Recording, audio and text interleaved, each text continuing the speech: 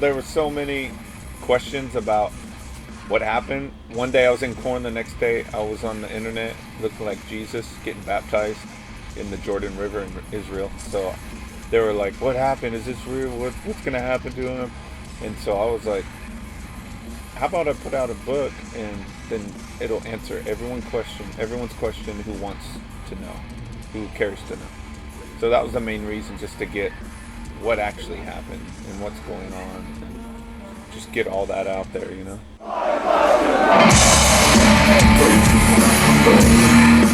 It was actually the book publishing company. It was their idea. When I signed my book deal, it was a 3-book deal. So I put out 3 books through that company, and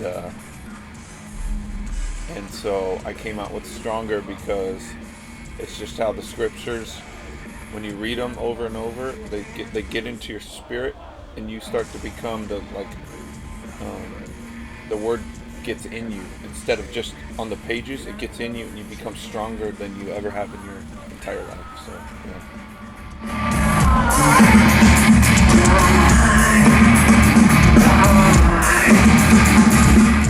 Sometimes, yeah, it's.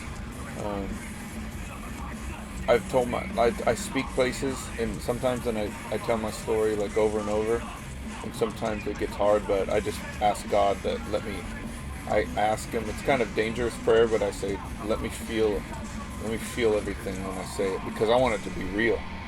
Because this generation, they need something real and raw, and I want to feel it. I don't want to just lip service, blah, blah, blah. So I feel it sometimes usually most of the time when I talk about it, I feel it. So, and it's not pleasant. But then I get to do the good part where Jesus came into my life, gave me new life, and then I feel good.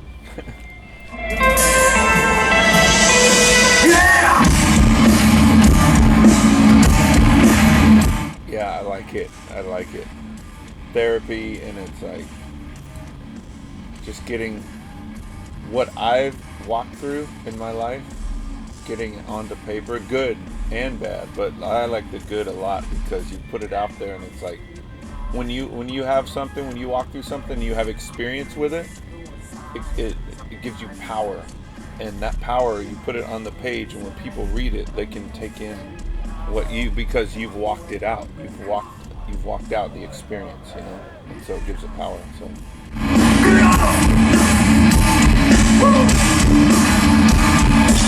oh, you can use both of those words.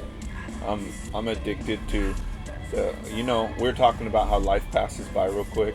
We get older and older, and so there's a place in the spiritual realm, that the afterlife, where God rules, and since we're all on a track to get there, and there's an open door now to experience that, I am totally addicted to wanting to experience that realm now before I die. So when I get there, I'll be like, yeah, I've tasted this, now I'm here. And so a lot of people fear death. I don't fear death at all. I fear pain. Like, I don't want to get my head chopped off, but yeah, it's just like I'm passionate about it. I'm addicted to it. I'm worse than a crackhead. I wanna taste the spiritual realm as much as I can. And Jesus says that He is the door, and so that door is wide open through Him. That's the safest way to go, because that's the only safe way to go, because He is the door.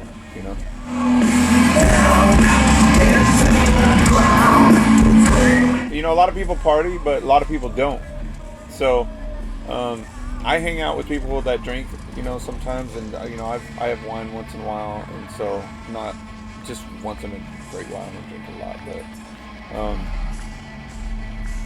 there's a lot of people that we support each other, and so that are sober too. So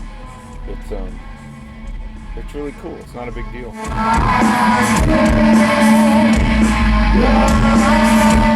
I chose to because a lot of people I didn't feel like forgiving, but I learned that when you forgive, that you're like, if you don't forgive, you're holding someone and you say, you owe me something, and you're gonna hold on to that bitterness your whole life. But once you forgive, you say, okay, I choose to forgive you, and then it's gone. The bitterness all goes. And so sometimes I didn't feel it, but I said, God, I forgive this person for doing this, and forgive me for wanting to cut their head off, for doing that bad thing to me. But I choose to forgive them, and I release them from all, and then I get free inside, more peace, more smiles every day.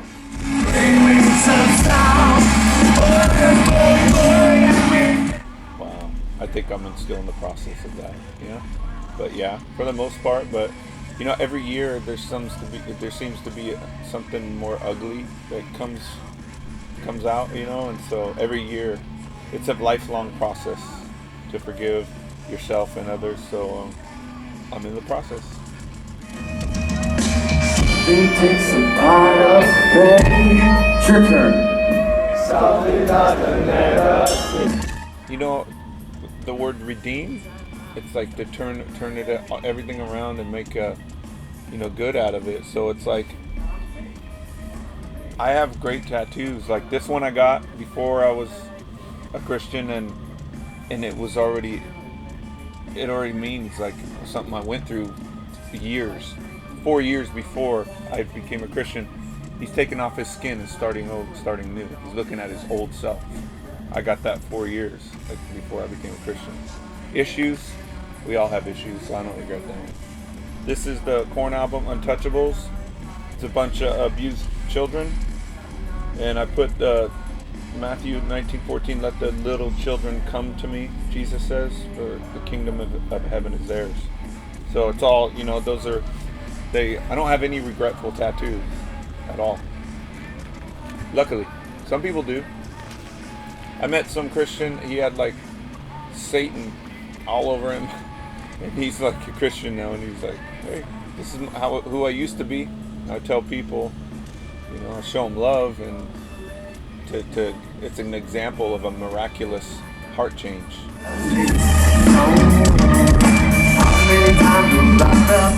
Yeah, a lot of there's so many, What some people don't know about me is I like some of the ancient, the Catholic Church is, there's good Catholics, and then there's really pure Catholics that love God, and then there's there's a lot of religious, like mean, people that try to shut festivals like this down.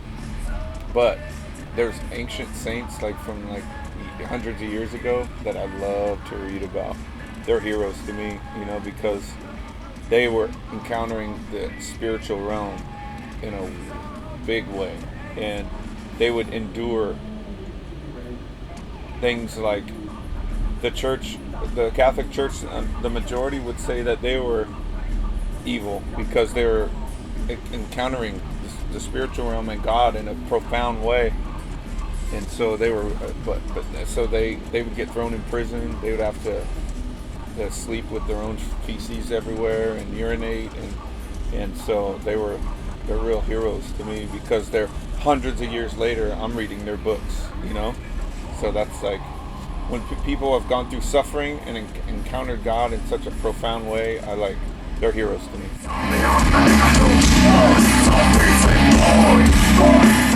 I think it's meaningless. It's like I was telling someone earlier, you can't tell people how to live. You have to you persuade them with kindness. You know, you persuade them with the love of God. You don't. Everybody has a free choice how they want to live. It's freedom. God gave it. He gave free choice. That, like, you know, choose life, choose death. You know, and so when we're on the earth and we get to do what we want, and if it's not illegal, the Christians are messing it up. That they're just they're making people think that Jesus is mad at them when he's just like, I forgive them, you know, come to me, and you know, he'll forgive everything. And so I think they should just take a different approach and maybe spend that energy trying to like come here, even outside or whatever, and try to, you know, love on people and or do something like that instead of like making people want to run away from Jesus, you know. See y'all sometime real soon. You have an amazing night.